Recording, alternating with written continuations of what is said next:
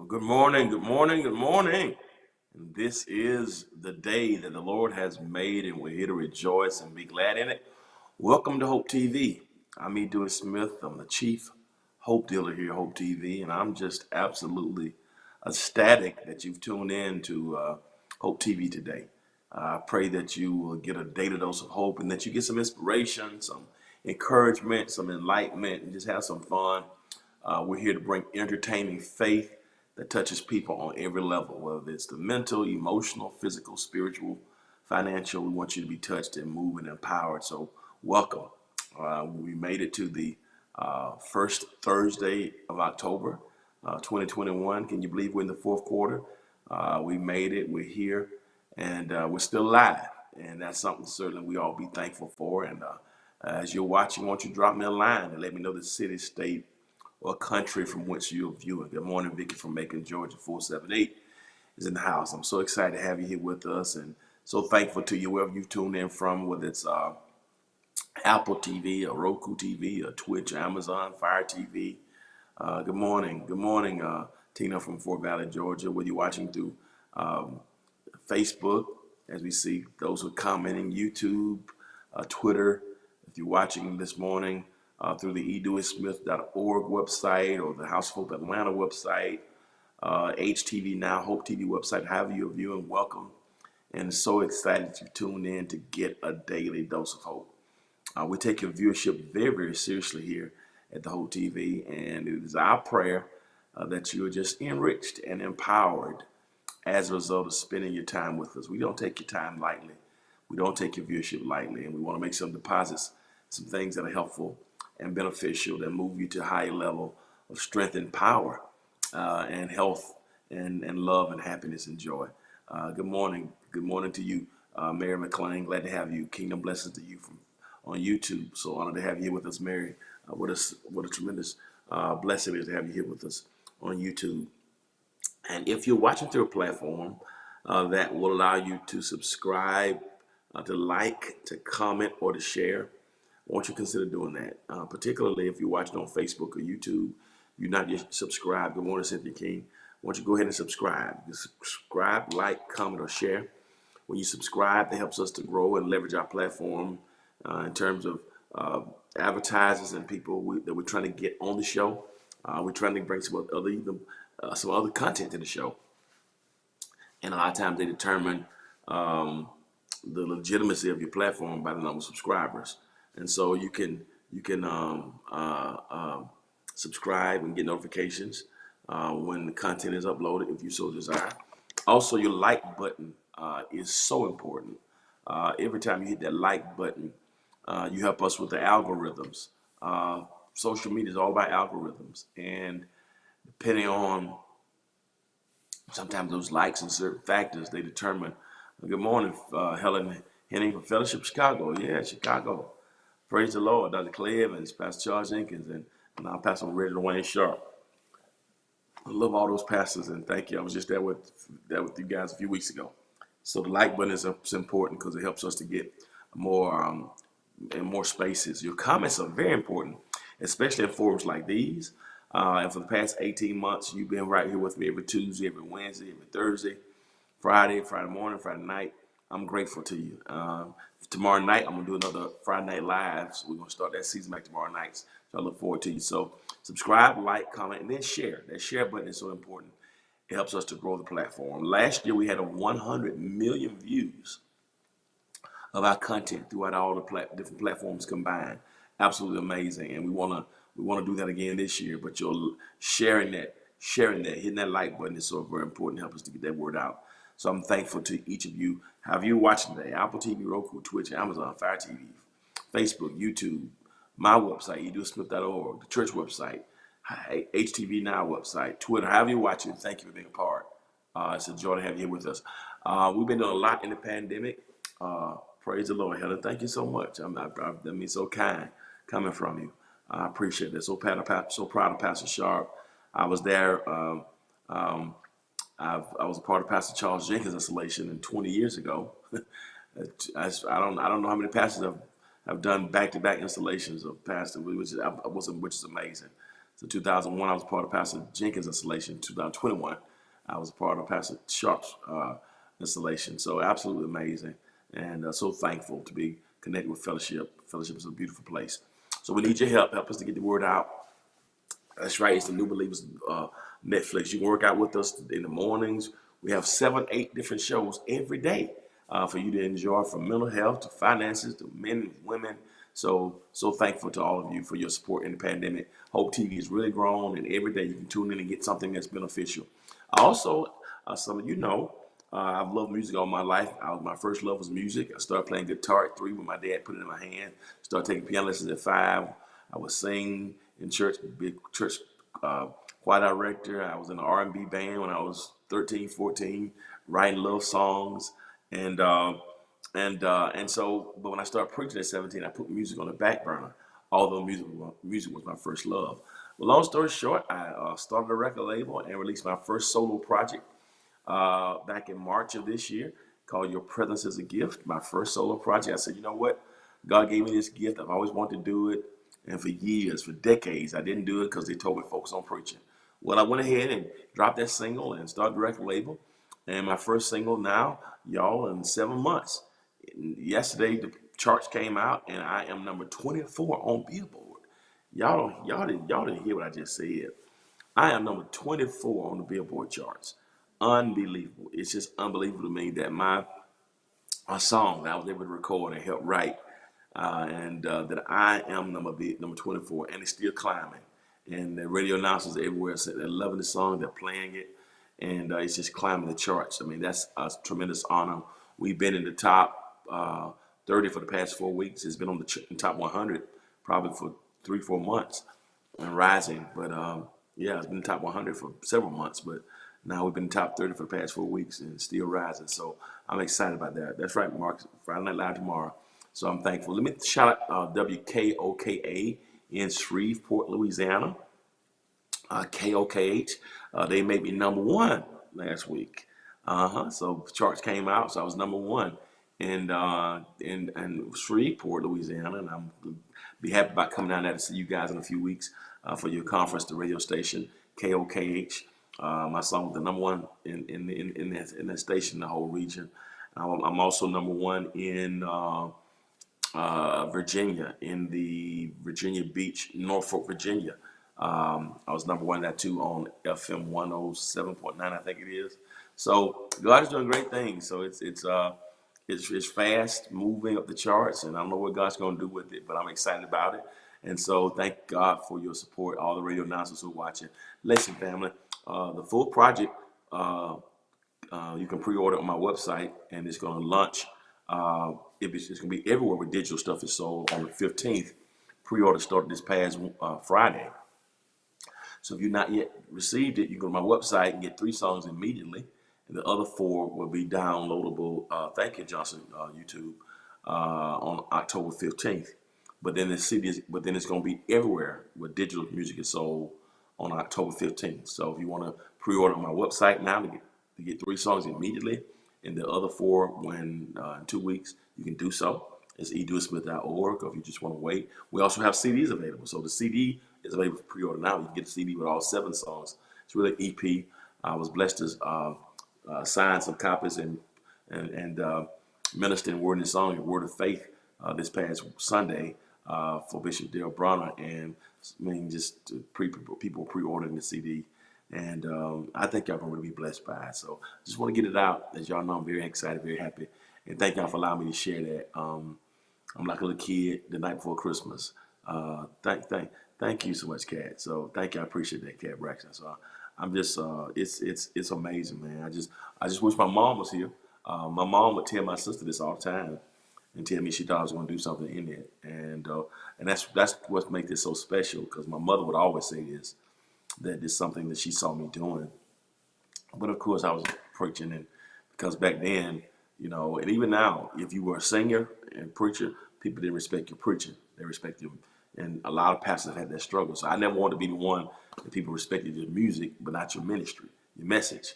So that's why, I just stuck with preaching. But my mother told me I would be able to do this. And so that's why that first song, Your Presence is a Gift, it's really a tribute to my mother.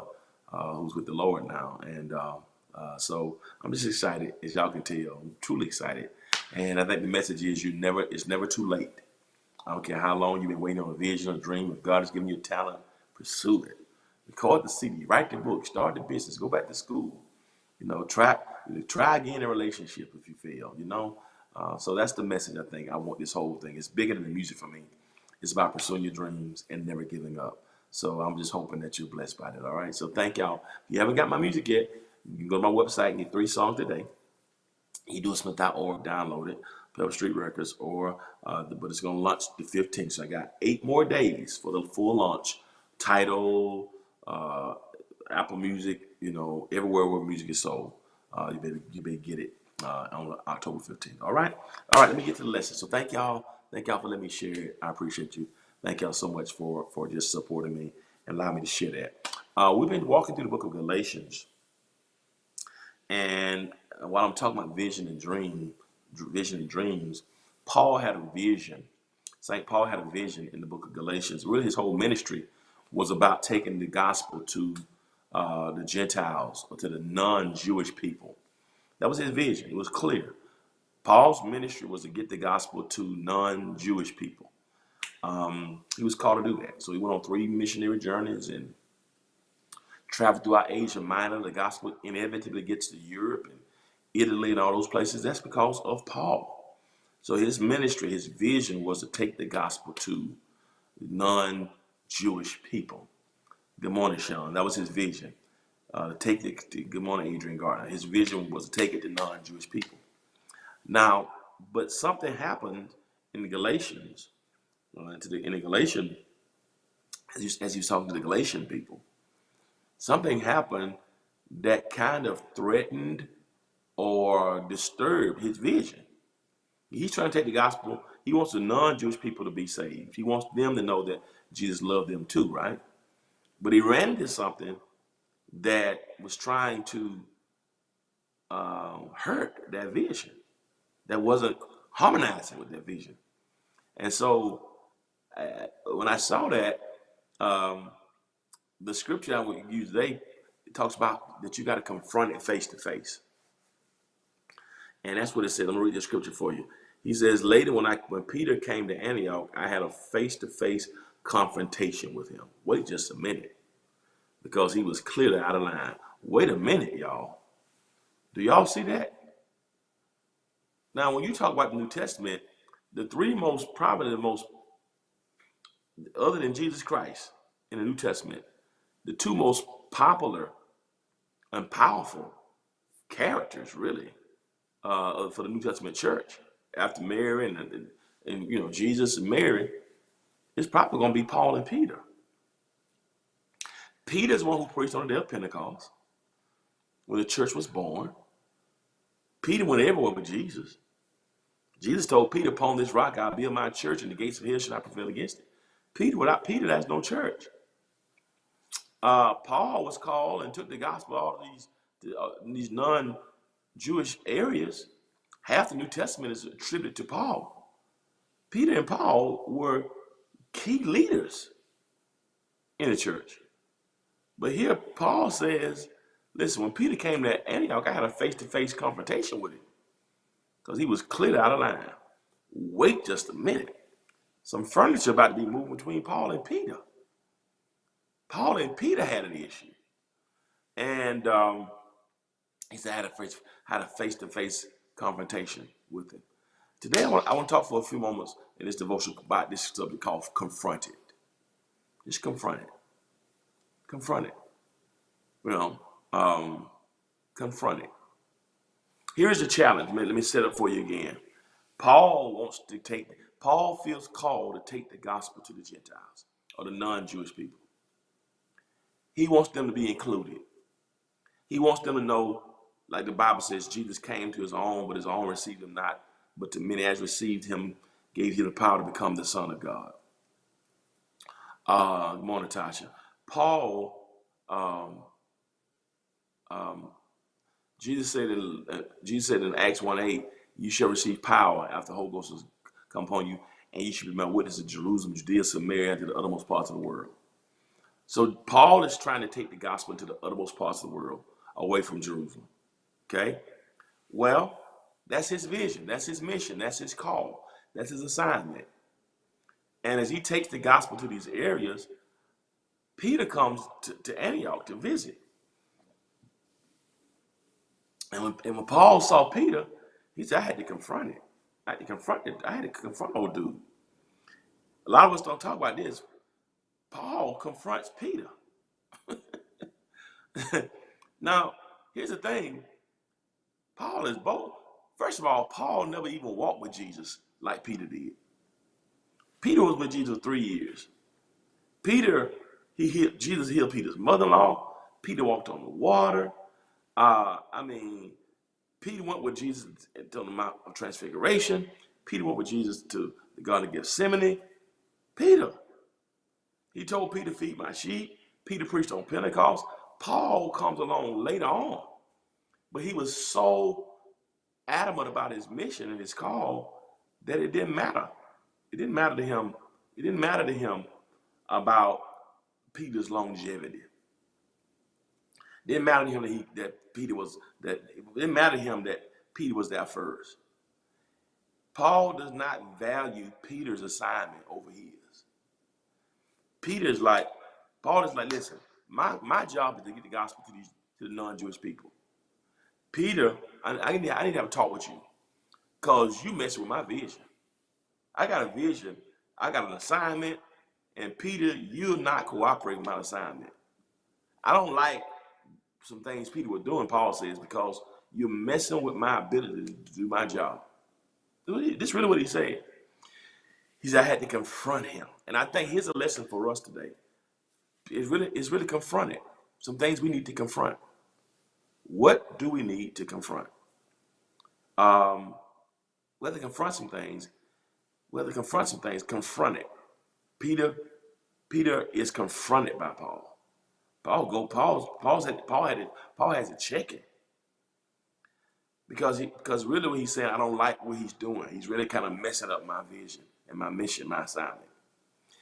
Paul said, I'm gonna confront Peter, number one, because Peter has what I want to call it a lack of consistency. It's just, when you think about that, it's mind blowing. Very rarely do we hear about how Paul and Peter had an issue. And it just goes to show you that how you wouldn't think nobody would say anything but Peter. I mean, Peter had experiences with Jesus that Paul didn't. Paul comes on later on, way later on. Good morning, Geneva. But he confronts him. He says, I'm confronting you, Peter, because you're not consistent. You're not consistent in helping me with my goal. I got a vision, and you being inconsistent with your help. You're not with me. So what is he confronting? What is he talking about? Put that scripture back up there. How he calls out his lack of consistency. He confronts the lack. He said, here's my issue with you. Later, when Peter came to Antioch, I had a face-to-face confrontation with him. Look what he said about Peter, because he was clearly out of line. Lord, Paul, what is your problem, dude? You gonna put Peter on blast like this? He was clearly out of line. Okay, what's going on? What's going on, Paul? What is going on, Paul? He said, here's the situation. Earlier, before certain pastors came from James, Peter regularly ate with the non-Jews. But when that conservative group came from Jerusalem, he cautiously pulled back and put as much distance as he could manage between himself and his non-Jewish friends. Y'all see that? Y'all see what happens? You see what we see? Let me set up for you. So here's what happened. Paul is trying to get the gospel to the non-Jews, to the Gentiles. He's trying to let the non-Jews know that they're welcome, that we're family, that we're together, that Christ came for y'all, the non-Jews, just like us, that we're the same. There's no difference between the Jew and the Greek. He says in Romans, the same Lord is rich over all and all who call upon him, and whosoever shall call upon the name of the Lord. So that Paul's ministry was about whosoever. Peter was more Jewish in terms of his scope. He was trying to minister more to the Jerusalem people. What happened was, Paul noticed, he said, you know what? Peter and I were on the same page. We did everything together. We treated the non-Jews the same, right? He says, but what happened is when some of the other pastors came from, when some of James people came down from Jerusalem, when some of the old people, some of those people came down representing James, before certain people got here, Peter ate with all of us. Me, because my mission was to minister to the non-Jews. So before certain people got here, Peter and Paul, we did everything together with the non-Jews. We would eat together. We would hang out together with the non-Jewish people to let them know that they were included. So we were all together.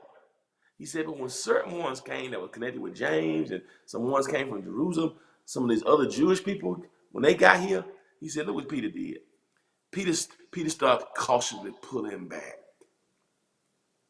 He started pulling back as much as he could to put some distance between himself and the non-Jewish friends. So in other words, he would let me hang out with him, but he didn't want to be seen with them. My whole mission, I kept telling Peter, this is what he said. I wanted him to help me get these non-Jewish people into faith. And he was doing that great. He was very faithful until those Jewish people came that were connected to James. Now he want to act all brand new. He says, I'm going to confront the fact, Peter, look, man, you got to be consistent. Are you going to help me to win these people or are you not? Are you going to help me with my vision or are you going to not? Because he's really upset. He said, I don't like the way you're handling. I don't like the way you're handling me. You know, he says, uh, don't treat these people like that. That you're cool with them as long as these folks are not here. And then once these folks come up, then you won't pull back like you don't know them. He said, no, if you're going to be with my vision, that's a good word for those of us today. When you have a vision and God is giving you an assignment, I think what Paul says is that you got to be consistent. No matter who's watching, no matter who's around, no matter, no matter, no matter what you feel like, there gonna be some times you don't feel like doing it, sometimes you don't feel like doing it. But when you have a vision, you have to be consistent in it. And that's really what Paul is saying. I am consistently going after the non-Jews to bring them to Jesus Christ. And Peter, you were doing that with me until these other folks showed up. And now you want to act like you don't, and now you want to act like you don't want to be around us. And you know, now you're pulling back because these folks from Jerusalem, like you don't want to, like you're not strong enough to stand with me. And it's funny because Jesus called Peter's name used to be Simon, which was flaky. He calls him Peter, which is rock. So Peter, even one time Peter denied Jesus. And Jesus told him, listen, before the rooster crows twice, you're going to deny me 3 times. And Peter denied Jesus. So it's almost like Peter still, when you almost can do a personality type on Peter. It's almost like Peter wants to be liked or Peter don't want no, it's almost like Peter doesn't want he don't like conflict or he don't want no problems. And even now, so he says, you're being inconsistent, brother. And I got a vision and you're not consistent. And I think that's the lesson for us today is we have to be consistent in whatever vision God called us. And whoever's around you needs to share in that consistency. And if you have people around you who are not helping you, you got to confront it. Now you ain't gotta put nobody on blast like Paul did. You know, you should go to him one-on-one, but Paul just he's furious with Peter right here. He checks him. I mean, you checking Peter. Peter won't preach on Pentecost, Paul. Without Peter, the church, 3,000 people got saved the first day Peter preached. I think it also goes to it shows us that just because you're anointed by God does not mean you won't have some emotional, some personality struggles. I don't know, maybe Peter's trying to be a crowd pleaser here. I don't know what it is. But Paul didn't like it. And Paul calls out his consistency. He said, man, his inconsistency. You gotta be consistent. So I think the lesson for us like Paul, when you got an assignment, you gotta be consistent. You gotta be consistent. If God's put people in your life, be consistent with them. Be consistent with them. And I think that's the whole lesson. He confronts it. Don't like us as long as they aren't around. Then when they come around, you like you don't like me. Or you like me when you want something. Or you like when you need something. Mm-mm. No, you need people who are going to be with you for your vision. And Paul didn't like how Peter was acting when the Jerusalem people came. How you gonna pull back? So now you can't eat with us no more. Because remember now, the Jerusalem people still had problems with the non-Gentile people. And it's funny how some people still think who can be saved. They were still kind of legalistic. And so Peter kind of wants to pull back with them, almost like he don't want to make them afraid, or make them upset. Paul like, no, no, no. If you're gonna eat with us when they're not here, eat with us when they are here. Be consistent. That's good. That's good, Geneva. Is whatever we say we're gonna do, we gotta find it. Whatever the vision, if it's going to the gym, if it's starting a business, if it's relational, if it's I told you I'm gonna do music.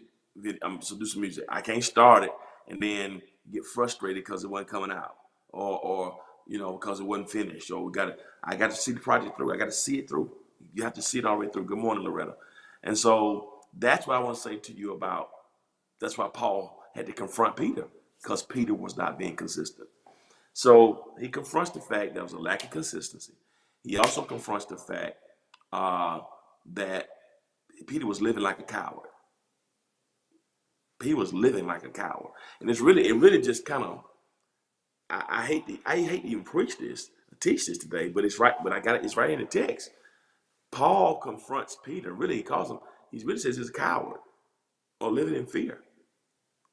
The same Peter who walked on water, the same Peter who took out a sword to cut off the servant's ear, the soldier's ear who was trying to arrest Jesus. So Peter would change emotionally. Peter would be strong one day, be weak the next, which is a part of the human experience. But Paul, man, Paul is on another level. Paul says, Peter, not only are you have a lack of consistency, but you're living like a coward. And you can't help me with this mission and my vision, and you scared. Put the scripture back up there. I'm going to show you what he calls him. Basically says he was being fearful. Later, when Peter came to Antioch, I had a face-to-face confrontation with him because he was clearly out of line. Oh, Paul, he's checking Peter. Here's the situation. Earlier, before certain persons came from James, Peter regularly ate with the non-Jews. But when that conservative group, I'm going to talk about them in a minute, came from Jerusalem, he cautiously pulled back to put as much distance as he could manage between himself and the non-Jewish friends. Louis says right, that's how fearful he was of the conservative Jewish clique. Lord have mercy. Paul says that Peter was fearful of the Jewish clique from Jerusalem. Paul done messed around and called Peter scary. Paul on Paul. See, Paul was different from Peter. Peter was kind of flaky. That's why his name was Simon, which means pebble and weak. Paul was a thug from the very beginning. The first time we meet Paul, his name was Saul. He was holding the coast of the men who threw rocks and killed Stephen. Paul was a straight gangster. Where Jesus had to get Peter bold. Like Peter was denying and cussing folk out that he knew Jesus. But he got a little gangster in him when they came to arrest him. So Peter was not always strong. He wanted to walk on water. So Peter would be up and down. Paul was a gangster from the beginning. Before he got saved, he was a gangster. He's like, you scared, man. You scared. You scared of these folks because long as they ain't around, you cool. Long as these conservative people from Jerusalem not around, oh, you good with us. We eat together with Gentiles. We have a good time. You don't care that they're not Jews. But the moment it's almost like imagine having some friends of another ethnic persuasion, right? Or imagine you've been an African American person or you've been a white person, and you got me. Imagine me being as a black man, I got a white friend who eats with me, who hangs with me, right? And we have a good time, laugh, but until another white person comes around who don't like black people.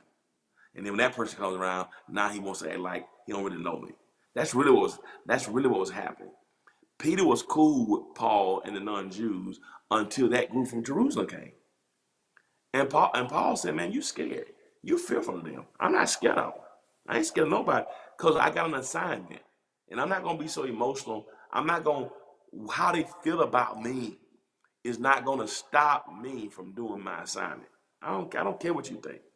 I don't, I'm not going to change, switch up because they don't like what I'm doing. And that's what we have to, now let me say this in all fairness to Peter. Let me say this in all fairness to Peter.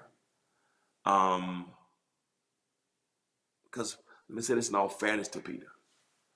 Peter died for Jesus.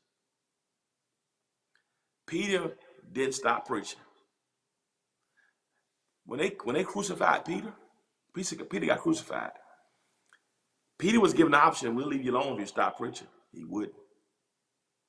So he couldn't have been scared. Matter of fact, when they killed Peter, they crucified him, right? But they crucified Peter with his head down and his feet up in the air. That's how they killed Peter. Like Jesus died on the cross with his head up. They killed Peter with his head down.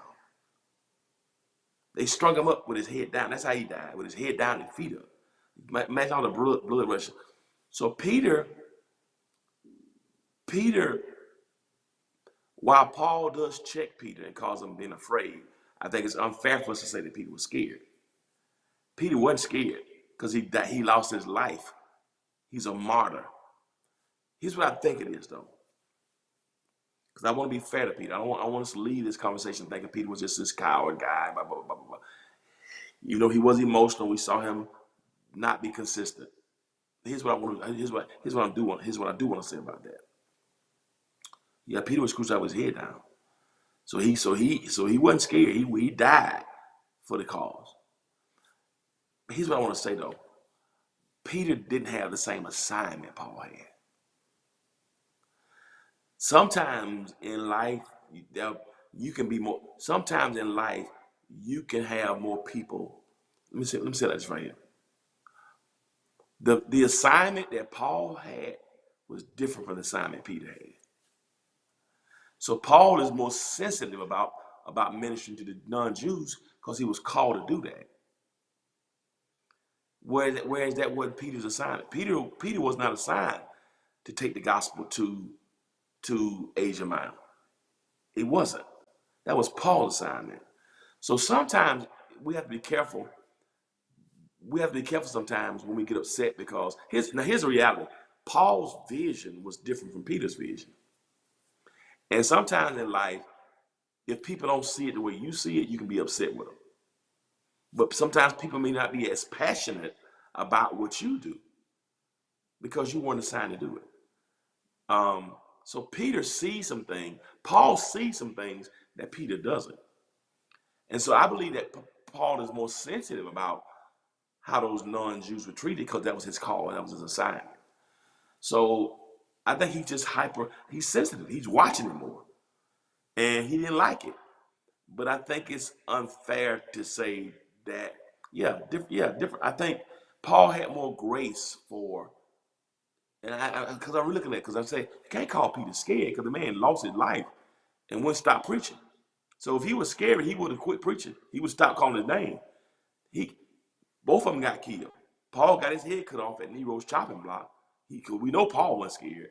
And Peter got crucified with his head down and feet up because he wouldn't quit preaching. So I think Paul sees Peter, and Peter could have been acting differently, right? So I'm not negating that. Peter could have been acting different when these people came along, but I think Paul is more sensitive because this assignment means more to him than it does Peter. Yeah, I think the assignment meant more to Paul because it was his assignment. Sometimes we have to be careful. Sometimes we have to be careful when we think people are supposed to see things like we see them. Let me say this to y'all as well. Sometimes people don't care about as much as what you care about. And one of the frustrating things in life and ministry or business is when, good morning, Jerry, is when you care about something and people don't care about what you care about as much as you do. It's almost like Paul wants Peter to feel the same way he feels about the assignment. And that could be why Paul was extra sensitive. But I think they were graced for different things. I do not want y'all to leave here thinking that Peter was afraid. I she says half step. I can't say that necessarily. I can't say he was half step. I think that's how Paul felt. And Peter may have, Paul observed it. Paul didn't like how Peter was acting when those Jewish people came. But again, let me say, I think it was not his assignment either. You know what I mean? Um, Sometimes you can be called to do something and you have people around you who don't feel as sold out about it as you do. And let me tell you something, that can be very frustrating. When you got people on your team who are not sold out like you are. They can be good, but they maybe they shouldn't be a part of that assignment. So I don't really know. That's a good conversation I want to see in heaven. Was Paul overreacting? Because you can't call Peter scary because Peter died. Peter got crucified just like you, Paul. So if he was that scary, when they told him, Peter, if you keep preaching, we're going to kill you. He didn't stop preaching. He preached all the way till he got crucified. So that tells me he was strong. Matter of fact, he said, don't be, don't, he said, you're going, he says, you're going to suffer persecution. So I think it'd be unfair for us to call Peter, that we say Peter was a coward.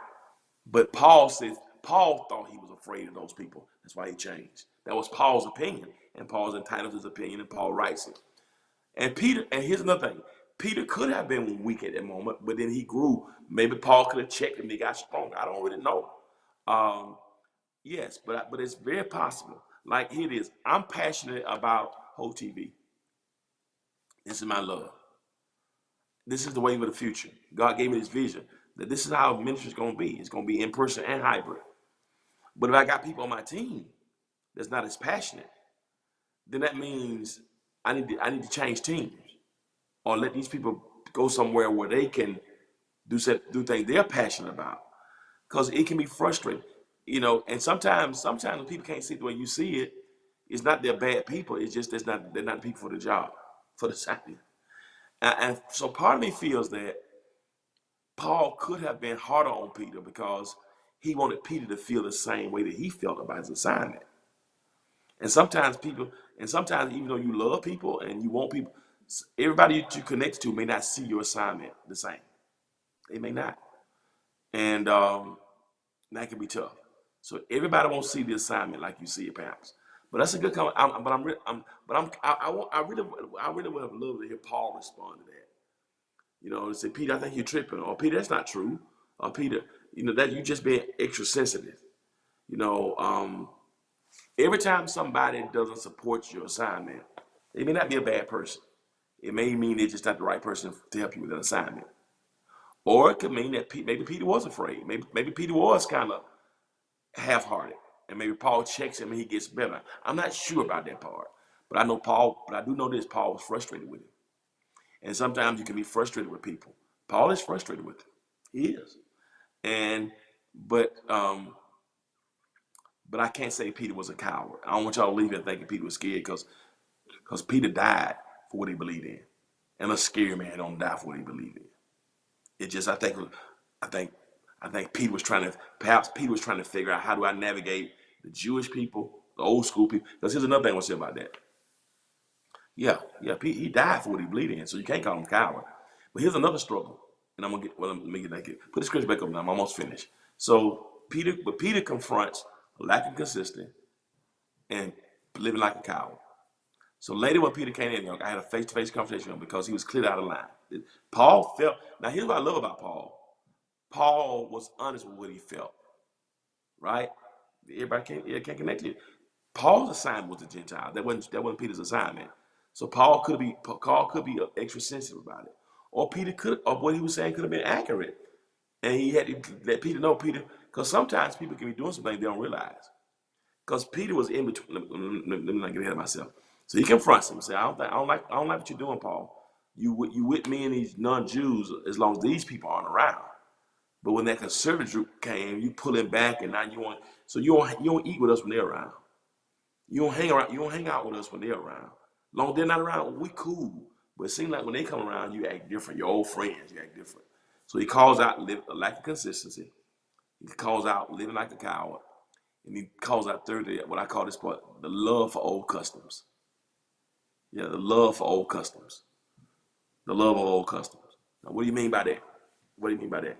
Let me share this with you. Put this script back up, then I'm gonna let y'all go. Now everyone can, yeah. And because I think sometimes, let me share with you what I'm talking about. Later, when Peter came to Antioch, I had a face-to-face conversation with him because he was clear out of line. Here's the situation. Earlier, before certain persons came from James, Peter regularly ate with the non-Jews. But when that conservative group came from Jerusalem, he cautiously pulled back as much as he could to manage to distance himself between himself and his non-Jewish friends. That's how fearful he was of the conservative Jewish clique that's been pushing the old system of circumcision. All right. So Paul felt that Peter still loved the old customs and didn't want to let that go. So Paul felt that Peter loved the old customs so much that that's what made him lack consistency, and that's what made him live like a coward. That's what Paul felt. So he was scared. He didn't want to make these folks mad. That's what Paul felt, and that was his opinion. That's what he thought. He thought, because remember now, the friends from Jerusalem, many of them still were teaching you got to be circumcised. Paul was teaching the non-Jews you don't have to be circumcised. So you had this, if you let me put it in our terms, you had this old school, new school debate that still goes on in church now. Old school, you preach, you got to wear a suit and you got to hoop every Sunday. New school, you can wear skinny jeans and teach and have the smoke machine and the lights. Okay, the old school, we got to sing hymns every week. New school, praise and worship. Old school, women got to wear pants and stockings and closed-toe shoes. New school, a woman can wear pants to church. Right? Old school, it's, the Greater Travelers Rest Missionary Baptist Church, or Greater Gauntlet Grove Missionary. New school, Elevation Church, Potter's House, House of Hope. Old school, St. James AME. New school, Breakthrough Ministries. Old school pews, new school chairs. Old school choir robes with a senior choir, new school praise team, ensemble. Right? So Paul is trying to be new school, minister to non-Jews. Peter is still old school. And so Paul is saying, Peter don't mind being new school with me until some old school folks come around. And when the old school people come around, Peter want to get brand new. That's what Paul's issue is. So he's like, Peter, you got to make up your mind whether you're going to be with me all the time or you're going to be with him. Now, could it? So, yeah. So could it be? Because here's what I don't like. Here's what I don't like about this scripture. I don't like the fact that we don't hear Peter's response. And even though, and they both are anointed. They both are called by God. That's Paul's. I feel like Peter didn't get a chance to address that. That's one of the things I don't like about this passage. Because I don't like to accuse somebody of something, don't get the other person a chance to respond. Right? Now, y'all think Pastor's going on? That's Paul's opinion. But Peter's anointed too. I'm not going to just take Paul's side because Peter, I still think you got to hear out both sides. So this is one of the things I don't like about this, because we never hear Peter get a chance to really respond, in his words to Paul here. And I think we got to be careful about that you just take one side, even though it's Paul, St. Paul. It's St. Paul, but it's also St. Peter. I would have liked to hear Peter respond and say, no, Paul, you got it wrong. I think you're being extra sensitive. Could Peter be saying, no, I just ain't seen these people, man, in a while. You think I ain't hang with y'all. I ain't seen them in forever. I just want to spend some time with them. It's not I'm against you. We've been eating together. I ain't seen these folks from back home, from Jerusalem. So I'm just reconnecting with them. I ain't this. So I would have loved when I was growing up with old school for me. Yeah, it's old school for me. Yeah. So I think that's a good lesson, because I try to be objective. So I don't want to just condemn Peter because Peter don't get a chance to defend himself. And I think it's a good lesson for us too. So because a lot of times we just take one side of the story. I've heard they just say there are two sides of the story. Now they say three: their side, your side. But then it's their side, that side, and the right side, God's side.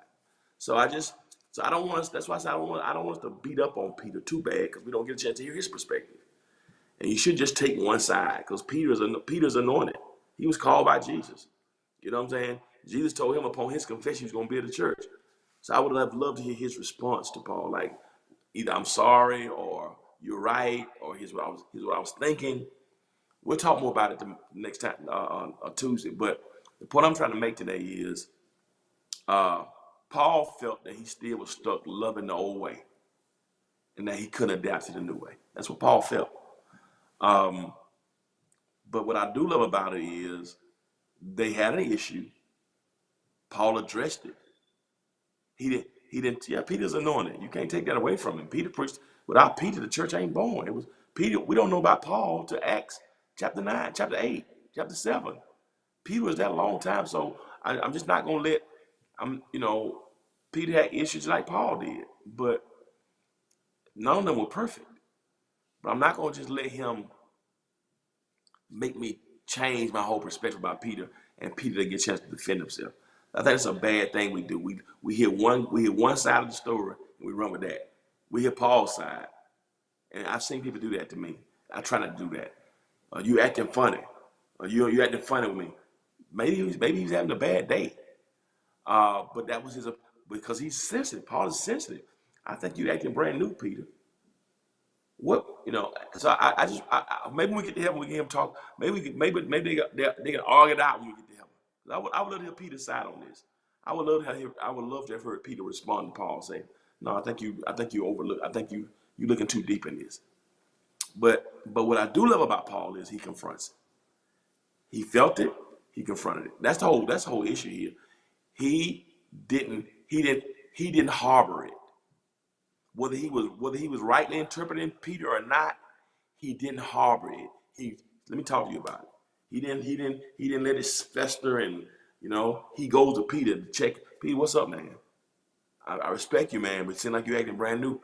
That's what I love about Paul. Paul, he felt the issue, he confronts it. And I think that's the lesson that we need to. That's the whole point I want to make today. That when you have a vision or assignment and something like it's threatening it, you might want to confront it. If you feel there's a lack of consistency, confront it. If you feel like somebody that you connect to is being scared like a cow, confront it. If you feel like somebody that you connected with in vision, but they're still stuck in the old customs, confront it. Because if you don't, it can slow you down. And sometimes when you confront it, you can feel better. One of my favorite writers of all times is James Baldwin. And James Baldwin says something. He says, while it is true that everything that you face can't be fixed, it is also true that nothing can be fixed until it is faced. Let me say it again. While it is true that everything that you face can't be fixed, it is also true that nothing can be fixed until it is faced. What I love about Paul is he says, let me just talk to you about this. Let me talk to you about this, Peter, because I don't like how this is feeling. So I'll give him respect enough that he goes to Peter, and he kind of put him on blast, because Paul was hot tempered. He could be. Paul didn't care. But I don't want us to leave here thinking Peter. I just like to give people the benefit of the doubt to hear both sides. And but here's what I love about it. He confronts him. He didn't harbor it.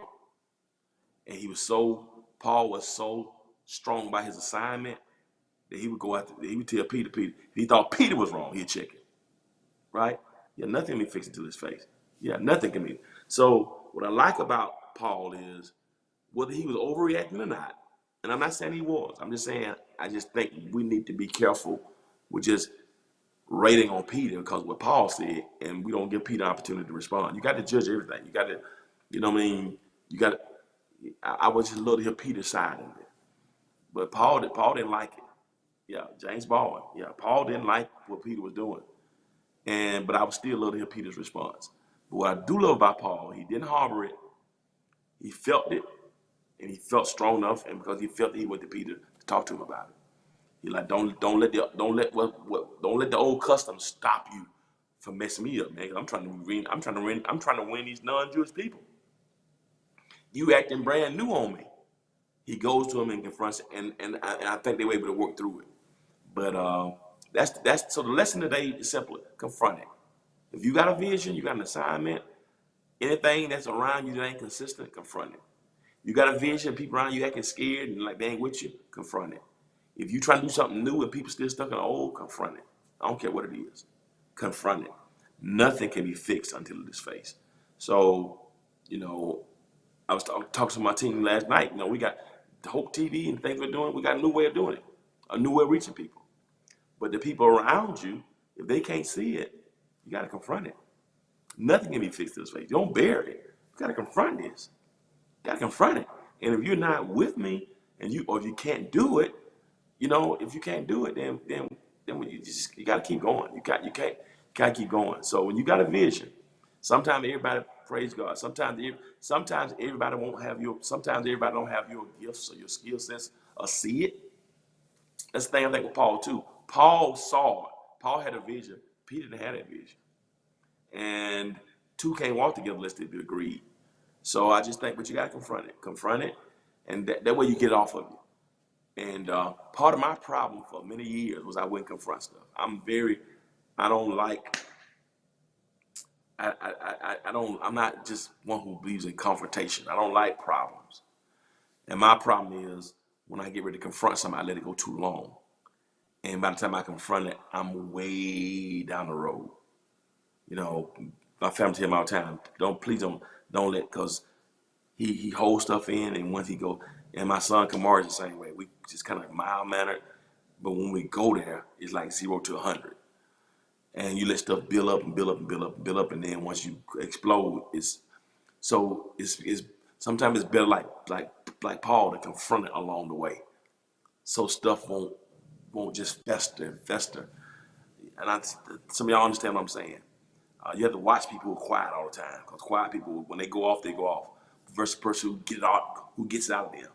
The other piece I think I like about Paul doing is, it keeps stress away. You can sleep better at night when you ain't holding on to stuff. Whether Peter was wrong or not, Paul said, I got to get this off of me. I don't like this, bro. Let me check you on this. Let me get off to this. We can discuss this. And obviously, I believe they did get it worked out, but it's a good lesson for us. So if you got a vision, you got an assignment, a couple of things, stick with it. Something comes against it, confront it. People around you, lack of consistency, confront it. You got people around you that are scared and don't want to push you forward, confront it. If you try to do something new, but they stuck on the old custom, confront it, get it off of you, feel better, but stay focused on your assignment. So whatever it is, be like Paul, get it off of you, confront it, you can fix it. James Baldwin, while it is true that everything that you face can be fixed, it is also true that nothing can be fixed until it is faced. Go ahead and confront it. I love y'all. Hope you enjoyed this lesson today about confronting. Good Bible study. Confront inconsistency. Confront stuff that's not stable around you. Confront trying to stay stuck on those. You're trying to start a new diet, an old diet. Confront it. Deal with it. Fix it. Love y'all. Always remember this. If you'll be good to God, God will be good to you. Till next time. Peace.